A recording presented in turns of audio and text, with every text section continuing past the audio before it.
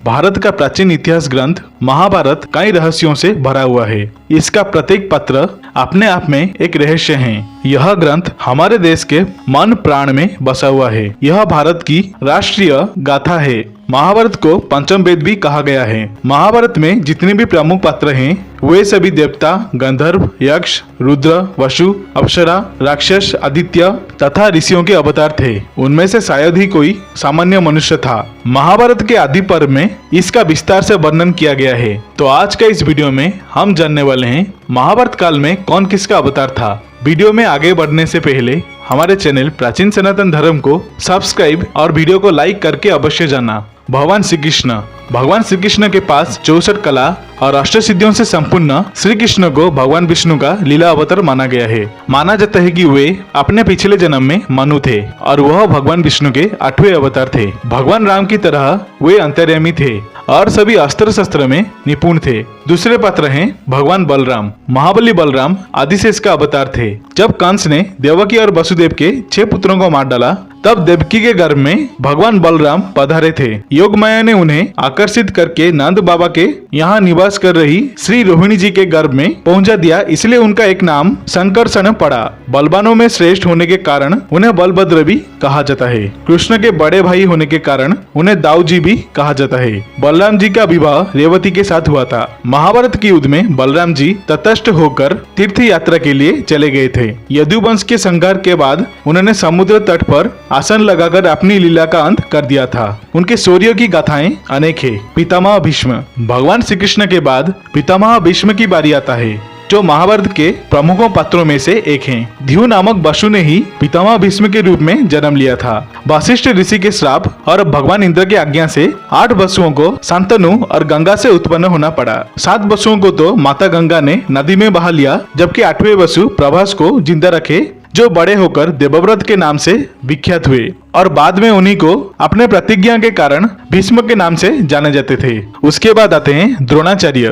पितामह भीष्म के बाद गुरु द्रोण को सबसे अहम पात्रों में से एक माना गया है। देवगुरु बृहस्पति ने ही गुरु द्रोण के रूप में जन्म लिए थे और उन्होंने ही पांडवों और कौरवों को अपना शिक्षा प्रदान किए थे। उसके बाद का पात्र है उन्हीं का पुत्र अश्वत्थामा।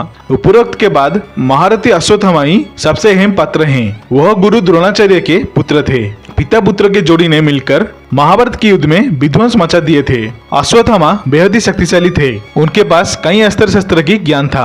अश्वत्थामा महादेव, यम, क्रोध और काल के सम्मिलित अंश से उत्पन्न हुए थे। एक बार की बात है जब महाभारत के 14 दिन के युद्ध में अश्वत्थामा ने पूरे पांडवों सहित उनके संपूर्ण सेना को परास्त कर दिया था।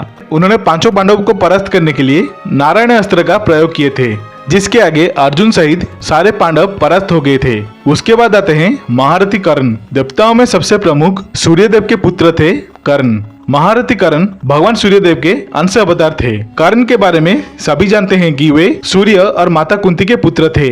उनके पालक माता पिता का नाम अधिरथ और राधा था। उनके गुरु स्वयं भगवान विष्णु के 6ठे अवतार भगवान परशुराम थे और उनके मित्र अधर्मी दुर्योधन था। हस्तिनापुर में ही कर्ण का लालन पालन हुआ था।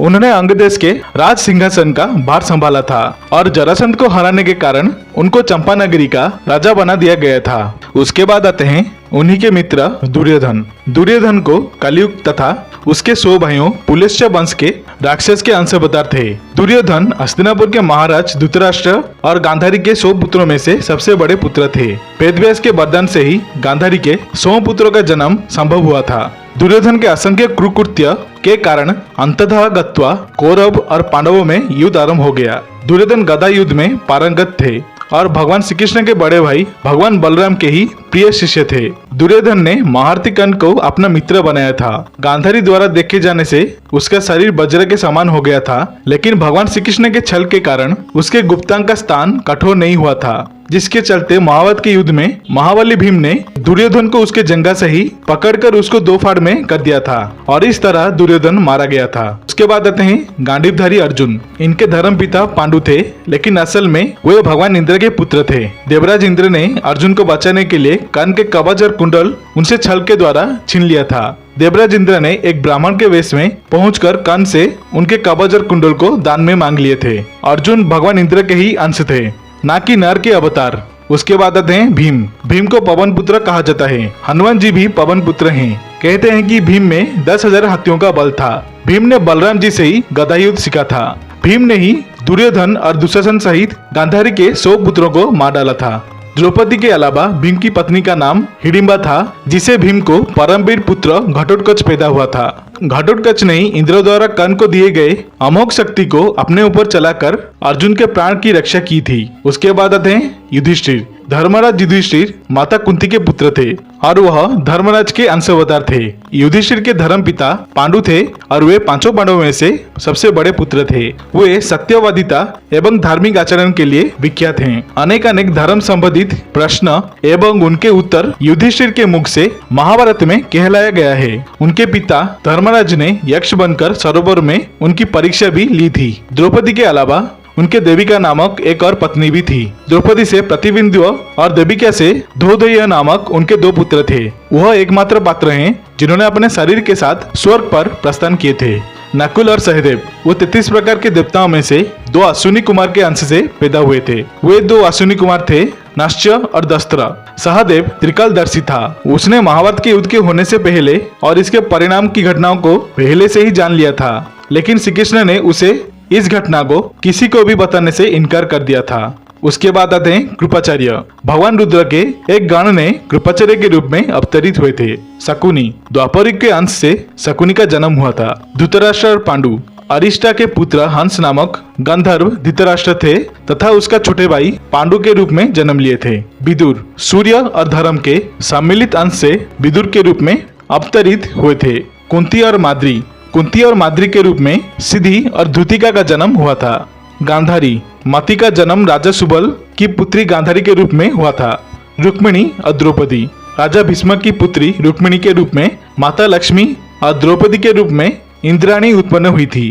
अन्य सभी पात्र। अभिमन्यु चंद्रमा के पुत्र वर्चा के अवतार थे। मारुतगण के अंश से सात्यकी, द्रुपद, कृतवर्मा एवं विराट का जन्म हुआ था। अग्नि के अंश से धृष्टद्युम्न और राक्षस के अंश से शिखंडी का जन्म हुआ था। विश्वदेवगण द्रौपदी के 5 पुत्र प्रतिविघ्न, सुतसोम, सुतकृति, शतानिक और सुतसेव के रूप में पैदा हुए थे। दानवराज विप्रचिति, जरासंध और हिरण्यकश्यप के अंश शिशुपाल था। कालनेमी दैत्य ने ही कंस का रूप धारण करके अवतरित हुआ था। इंद्र के आज्ञानुसार अप्सराओं के अंश से 16,000 स्त्रियां का उत्पन्न हुआ था। तो ये थे सभी देवी देवताएं जिन्होंने महाभारत काल में अपने भूमिका निभाने के कारण अंश अवतार के रूप में अवतरित हुए थे। आशा करता हूँ आप सभी को ये वीडियो अच्छी लगी होगी। अगर अच्छी लगी तो वीडियो को लाइक, शेयर और सब्सक्राइब अवश्य करना और कमेंट सेक्शन में जय श्री कृष्ण, जय सिया राम लिखना मत भूलिएगा। देखने के लिए धन्यवाद। ओम नमः शिवाय। हर हर महादेव।